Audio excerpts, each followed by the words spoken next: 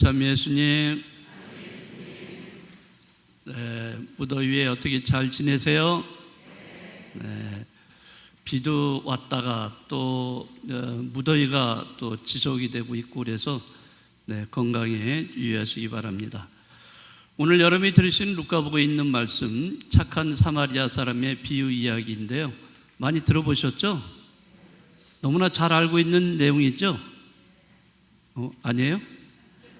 많이 들어보셨잖아요, 이 이야기요. 네.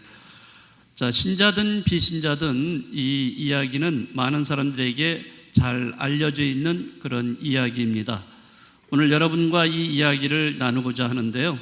자, 이 이야기를 여러분들이 듣고 과연 나는 착한 사마리아 사람으로 살아왔는가, 아니면 그렇지 못한가 하는 그런 반성과 성찰의 시간이 되셨으면 좋겠습니다.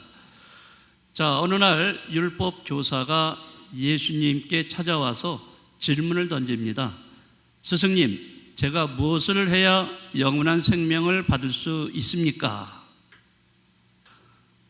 당시에 그 율법 교사들은 율법을 아주 철저하게 준수하는 사람들입니다.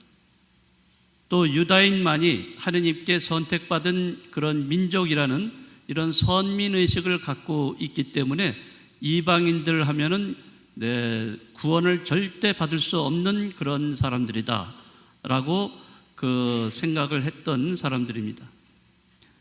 자, 그렇지만 예수님은 그 공생활을 시작하시면서 하느님 나라 운동을 펼치셨는데, 예수님은 유다인이든 이방인이든 가리지 않고 그 하느님 나라 운동을 펼쳐 오셨습니다.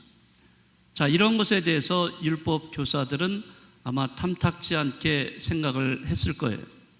또 뿐만 아니라 예수님은 죄인이든 세리든 이런 걸 상관하지 않고 그들하고 같이 함께 어울려서 식사도 하고 술도 마시고 이런 모습을 보여주었어요.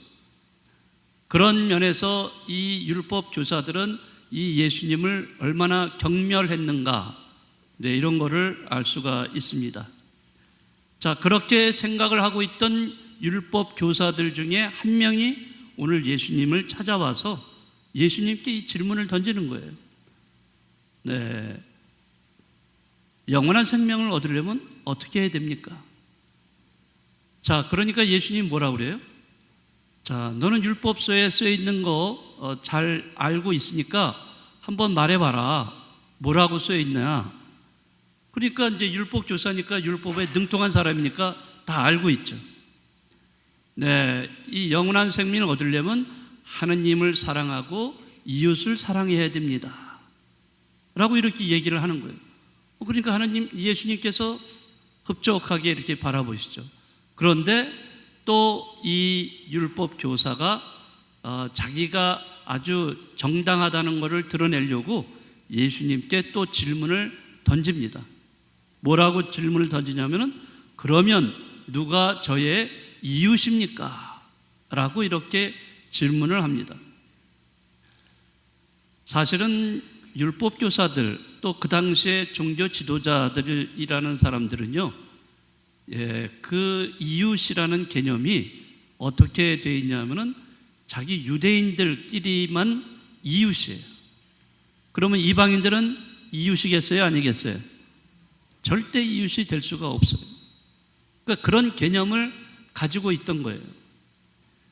그런 거를 예수님께 또 질문을 또 던지고 있는 겁니다.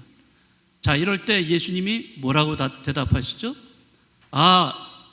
이웃은 말이야, 어떤 사람이야? 이렇게 대답하셨어요? 아니죠. 뭐에 대한 비유 이야기를 들어주셨습니까? 바로 착한 사마리아 사람의 비유 이야기를 들려주신 겁니다. 자, 여러분들은 이 착한 사마리아 사람의 비유 이야기를 통해서 그 이웃이 누구인가를 아셔야 돼요. 율법 교사가 가지고 있던 그런 이웃 개념을 깨버려야 된다는 거죠. 깨버려야 돼요. 그리고 새로운 이웃 개념을 가지셔야 돼요. 그게 오늘 이 비유 이야기의 핵심이에요. 지금 21세기를 살아가는 우리에게도 이웃이 누구인가를 우리는 깨달아야 됩니다. 그것을 오늘 예수님께서 착한 사마리아 사람의 비유 이야기를 통해서 우리에게 들려주십니다. 정말 예수님은 굉장히 재치가 넘치는 분이세요. 누가 저의 이웃입니까? 라고 질문하는, 도전적으로 질문하는 율법 교사에게 잠깐의 한 몇 초 만에 여유 시간 말고 금방 대답을 하시는 게 바로 예수님의 비유 이야기였어요. 그거는 일종의 극작가가 돼서 이러한 작가적인 상상력을 발휘해서 산막으로 이루어진 드라마를 들려주신 거예요. 자, 착한 사마리아 비유 이야기는 산막으로 되어 있습니다. 산막의 드라마예요. 자, 제1막에서는 강도떼에 걸려서 죽도록 얻어맞고 피를 흘리면서 길거리에 드러누워서 죽어가고 있는 사람, 유대인을 묘사하고 있습니다. 여행을 가던 한 유대인이 강도떼를 만나서 이렇게 초죽음이 돼버린 겁니다. 자, 강도, 절도라는 불법 행위, 또 범법 범죄 행위가 만연되어 있는 그런 사회상을 반영하고 있다고 보겠습니다. 이것은 2000년 전에 예수님 시대뿐만 아니라 21세기를 살고 있는 우리에게도 마찬가지라는 거죠. 우리 사회, 우리 한국 사회만 해도 끊임없이 이런 범죄가 상대방을 해치고 상대방을 죽음으로 몰아넣는 이런 범죄 행위들이 끊임없이 일어나고 있어. 내가 잘못을 했기 때문에도 아니에요. 아무런 잘못도 없는데도 이런 일을 당하고 있는 경우가 많다는 거죠. 자, 그 다음에 제2막을 예수님께서 또 말씀을 묘사를 하고 있습니다. 경건하게 행사하는 종교인 2명이 등장을 합니다. 자, 그들의 가르침은 늘 그렇죠. 사랑이라고 얘기를 했는데 그들의 태도는 너무나 정반대였어요. 죽어가고 있는 초죽음이 된 사람을 지나쳐 가버린 사람들이 된 겁니다. 자, 그리고 산막을 예수님이 소개하시는데 정말로 청중들이 깜짝 놀랄 만한 그런 인물을 주인공으로 내세웁니다. 바로 이 종교 지도자들이, 그 당시에 종교 지도자들이 혐오해왔던, 가장 혐오해왔던 사람들 중에 한 사람, 바로 사마리아 사람. 이 사마리아 사람을 이 주인공으로 등장을 시키고 계시다는 거죠. 굉장히 파격적인 이야기예요. 자, 이 드라마에서 우리가 주목을 해야 될 것은 2명의 종교 지도자와 사마리아 사람의 행동의 차이점입니다. 자, 2명의 종교 지도자 누구누구가 등장하죠? 사제, 그 다음에 레위, 다 종교 지도자들이에요. 열심히 종교 생활을 하는 사람들이었어요. 자, 그런 사람들이 길을 가다가 길에 쓰러져 있는 사람을 만납니다. 자, 그럴 때 어떻게 행동했다고 그러죠? 그는 그 사람을 보고서 길 반대쪽으로 지나쳐가 버렸다라고 돼 있어요. 그냥 지나쳐가 버렸어요. 죽어가는데도 불구하고. 자, 그렇지만 사마리아인은 어떻게 했는가? 너무나 다른 행동을 했어요. 어떻게 했는가? 그 피해자를 보고서 그 아픔에 공감을 합니다. 그래서 그에게 다가가서 상처에 올리브와 포도주를 부어서 상처를 싸매줍니다. 또한 자기 나귀에 그를 태워서 여관까지 데리고 갑니다. 그리고 하루 종일 그를 돌보아 주었다고 돼 있어요. 그 다음날 이 사마리아 사람은 2데나리온을 여관 주인에게 주고서 이 사람을 계속 치료해 달라. 그리고 내가 나중에 돌아왔을 때 혹시라도 치료비가 더 많이 들었으면 내가 더 갚아주겠다 라는 말을 하고 떠나가게 됩니다. 자, 여기에 등장하는 유대인하고 사마리아 사람, 이 사이는 어떤 관계예요? 좋은 관계예요? 아니죠. 원수와 마찬가지의 그런 관계예요. 원수 관계.